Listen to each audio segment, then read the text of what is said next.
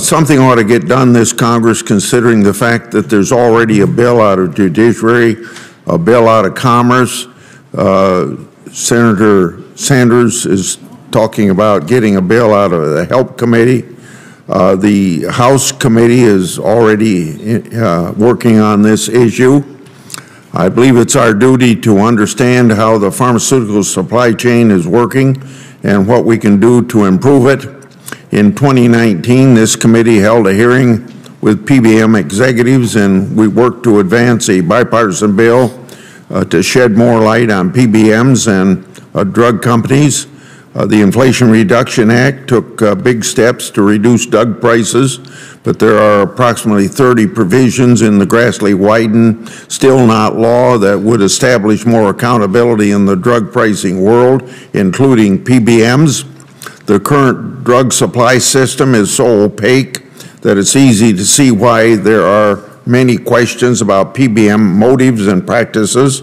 In 2018, I pressed the Federal Trade Commission to investigate PBMs. Last year, the FTC began studying PBMs, and I'm not waiting. We can't wait for FTC to issue their report. The Judiciary and Commerce Committee have passed PBM bills that I'm working on with Senator Cantwell. Senator Cantwell is also on this committee. The prescription drug pricing for the People's Bill requires the FTC to study pharmaceutical intermediaries, including vertical integration, and issue a report and recommendations to Congress within 1 year. This bill has passed the Judiciary Committee on a voice vote.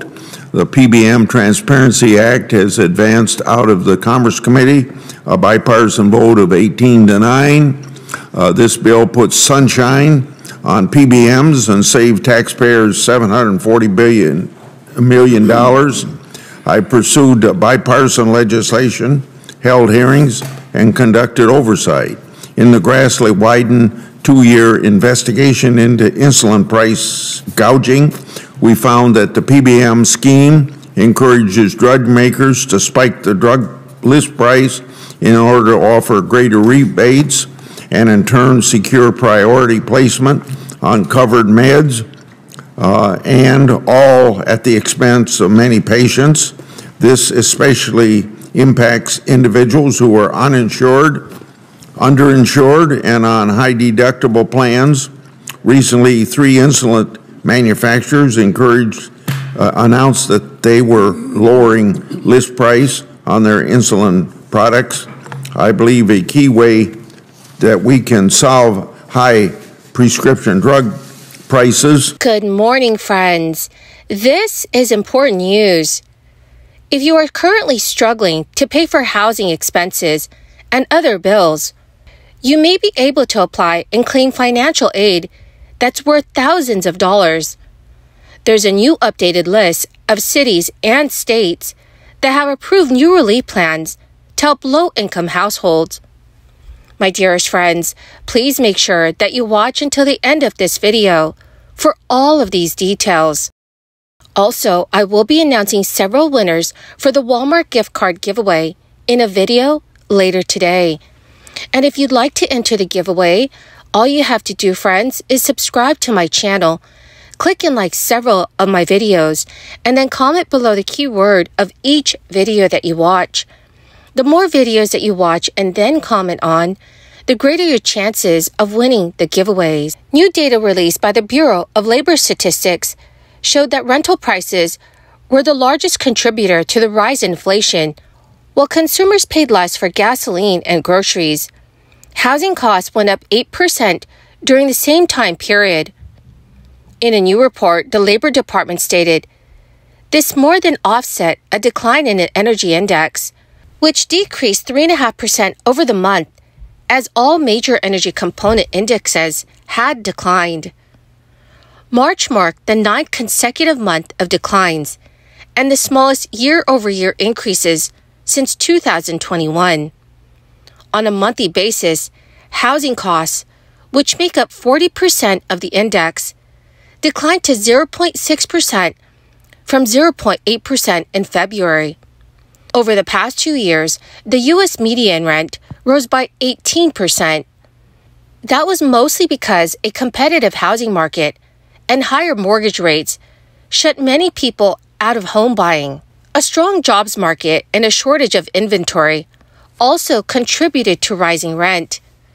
However, newly constructed apartments are expected to hit the market this year, which should lower rental prices. Rent growth continued to slow in February. Year-over-year increases dipped to 2%. That is the lowest yearly growth in 20 months and the sixth consecutive month of single-digit increases. The national median rent is $1,937. That is down from nearly $2,000 in January. It is the lowest median price since February 2022. Prices peaked in August 2022 at $2,053 after rising above $2,000 for the first time in May of that year. February's rent level represents a 6% decrease from August's peak. But if you are experiencing difficulties paying for your housing expenses, you may be able to qualify for some financial relief. It is true that most rental assistance programs that opened during the crisis are now closed, but some are still accepting applications. According to the National Low-Income Housing Coalition, there is a list of states and cities that have approved further housing aid for their residents. For example, Birmingham, Alabama is on that list. The City of Birmingham's Emergency Rental Assistance Program is for residents experiencing difficulty in paying rent or utilities because of the crisis. The program is also available for landlords. This is only for first-time applicants. When completing the application online, officials noted that residents should remember that several documents are required to complete the application process. Applications will not be considered ready for review unless the application has been completely filled out.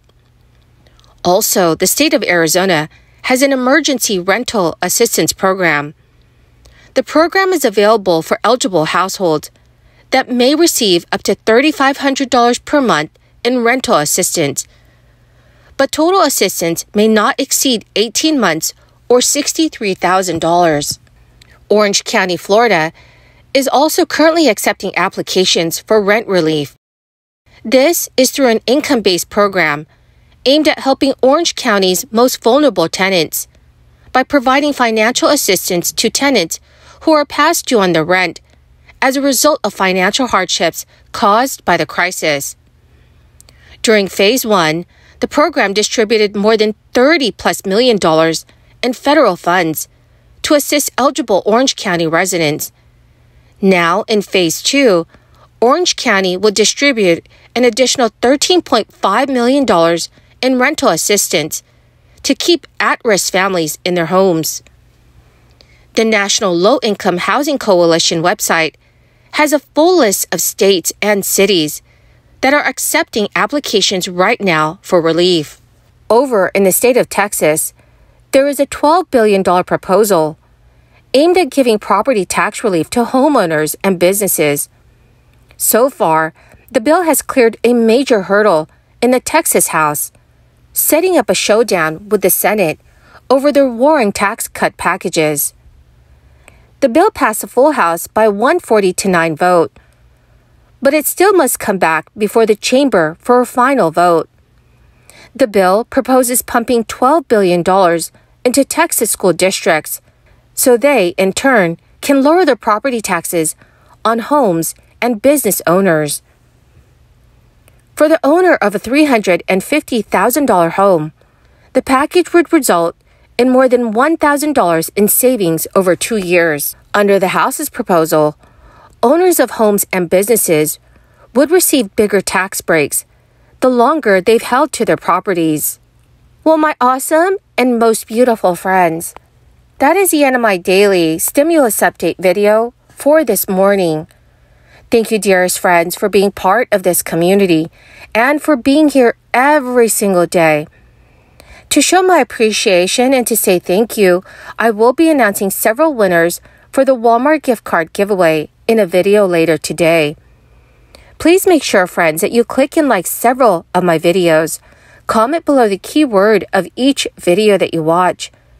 The more videos that you comment on, the greater your chances, my friends, of winning the giveaways. Thank you and have a wonderful and very blessed Friday.